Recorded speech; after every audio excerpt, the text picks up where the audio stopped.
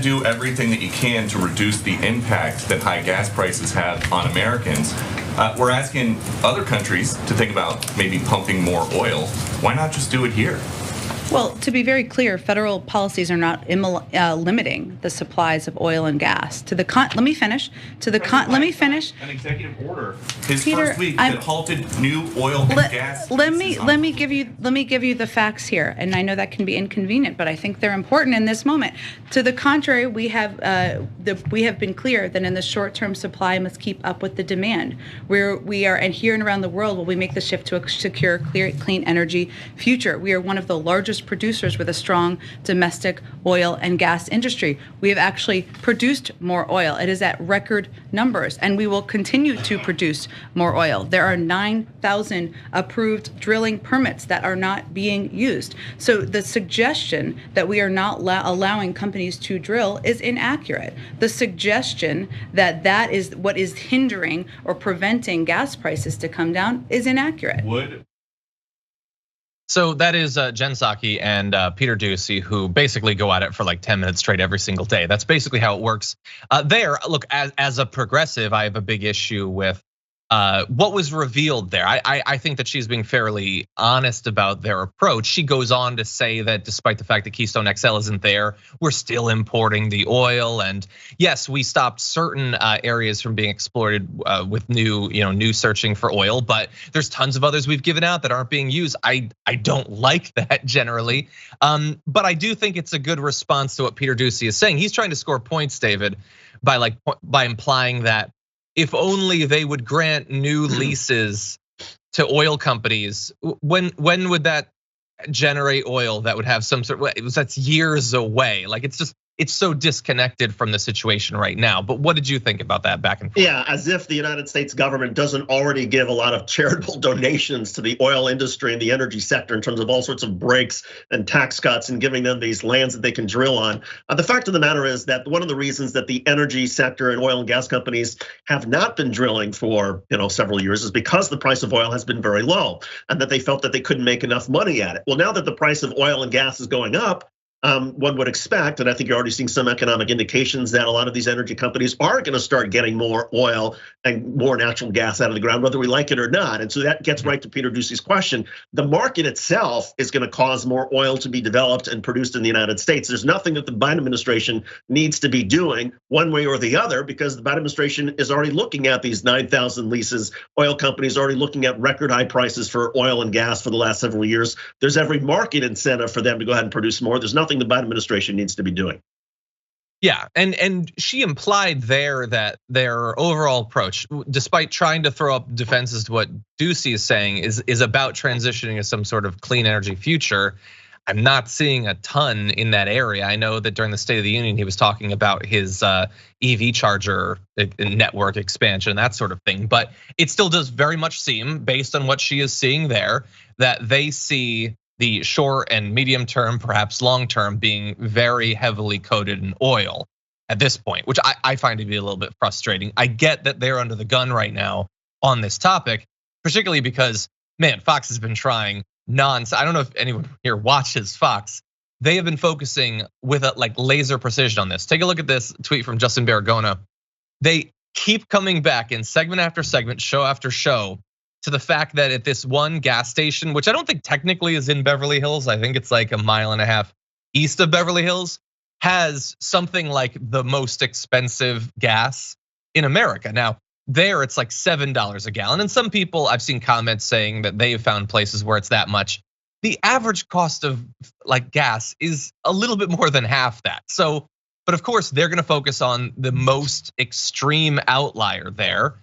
And I do think that for some of their fans, it's going to, even if it's not reflective of the price that they're paying for gas, they wanna believe the worst about Biden. They wanna believe that when Democrats are in charge, the price of gas is somehow the sole responsibility of the president. They never carry that over into Republican administrations. So this is Fox apparently thinks that this is going to be a successful avenue for attack. And it may be, but they will, of course, never point out that actually the fuel efficiency that the customers at that gas station have is light years better than it was 15 or 20 years ago because of Democratic administrations that require the automobile sector to make cars more fuel efficient. And that's one reason why, if you look at what Americans are spending on gas now compared to 15 or 20 years ago, we're actually all doing better. But you'll never hear that on Fox News because they simply want that one bumper sticker issue of higher gas prices, Joe Biden's responsible, even though at the same time, in the other breath, you hear some Fox people saying, well, we need to be doing more to help the Ukrainians. Well, this is something that the Biden administration has chosen to do. So either get on board and support the Biden administration, in which oil prices may be a little bit tighter because of the Russian supply being cut off, but you can't at the same time then blame the Biden administration and say, oh, look at this, gas prices are higher at this one station. And I mean, it's nonsensical. Or I'll throw out a third opportunity. Like, I personally think, look, you either support or you don't, or if you're not going to, I think the onus is at some point on you to lay out an alternative.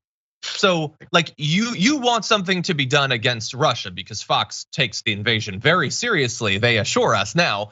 Okay, well, everything he wants to do you don't like and it's not enough, which is fine. You're under no obligation to agree with the president of a different party. But what would you like to be done? What should Biden do? Some different sort of sanctions, something beyond sanctions. You keep like hinting at it, but what is that thing actually? And right now it seems to be like they know that some sort of logical through line of their argument certainly isn't expected or demanded by their audience. They're just throwing out applause lines effectively. So we'll transition out of this. Tommy Lauren was on Fox to say that pushing for electric cars is a slap in the face to the American people. Well, which is it? Like, are you infuriated by the high price of gas? You seem like you don't, because electric cars are a great alternative to it. They love doing this performative stuff about their massive gas guzzlers. There was that Republican politician who took a shot of, he had literally bought the vehicle in America with the largest gas tank so that he could generate the highest fuel receipt possible. Well, if the prices are high, would you like to be freed from that?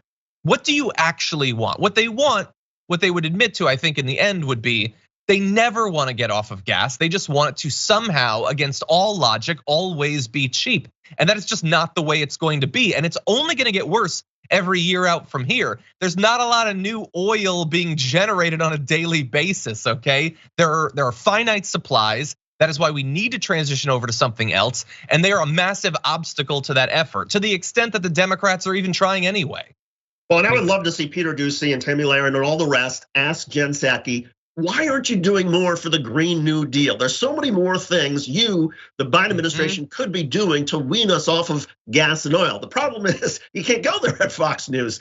We as progressives can make that argument. And Peter Doocey, if he was gonna follow through on his own logic that we need to have lower prices for oil and gas, then we need to decrease our dependency. Well, going to alternative sources would be the way to do that, but that's not part of the Fox News playbook. He would probably get yelled at if he actually brought that up.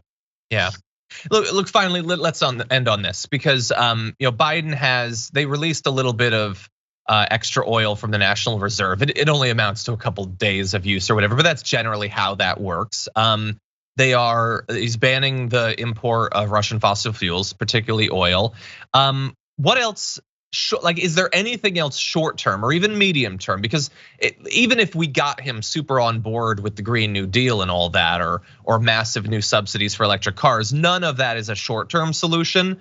Is there anything else that you think he can be doing, or is this really going to come down to the way that he communicates about this issue until some of the more systemic influences on the price of gas that we've been talking about naturally move in the opposite direction? Yeah, John, unfortunately, I think it's the latter, because I think there is so much stuff that is baked in that's going to take some time. There's nothing I think the Biden administration can really do in the short term to lower gas prices, to bring prices at the pump down. There's some economic factors that I think are in place over the long term that'll help. But I think the only thing the Biden administration can do is to show some sympathy and solidarity in how they communicate, and to have the president say, look, I get that people don't like paying high prices at the pump. And I get that everybody wants gas prices to come down, and they will. And oh, by the way, we're also going to help the Ukrainians in the war against Russia. So I think he can do it all, but the key for Joe Biden is to the communication that you're alluding to. He needs, I think, show some sympathy and empathy for Americans who don't understand this. Yeah, which is supposed to be one of his strong suits. Like that's supposed to be one of the big selling points for Biden. I think he tried to do that during the State of the Union, a State of the Union, which of course was not designed for people of my ideological persuasion. But I think that he should continue to do that because people will be feeling this at least for some time. And also, like I would just say, if anyone from the Biden administration is listening, and especially if you care about this, the people watching, like.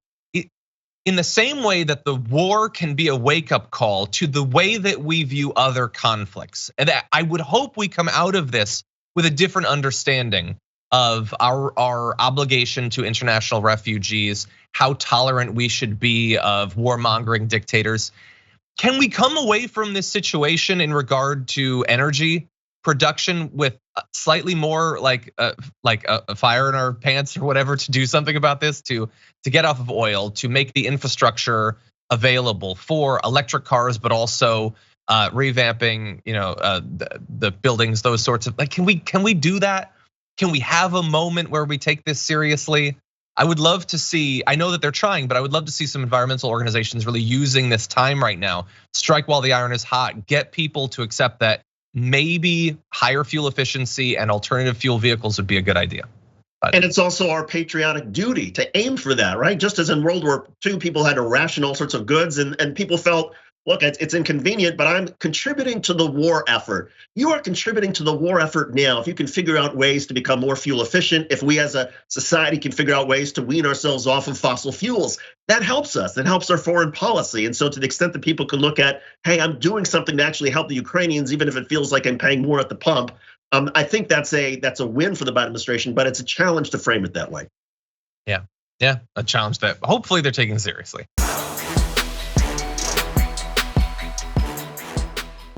For more political news, breakdowns, interviews, stories of activism, and me trying my hardest to care about the occasional big celebrity news story, subscribe to our YouTube channel at youtube.com/The Damage Report. And you can ring the bell wherever it is so you don't miss anything.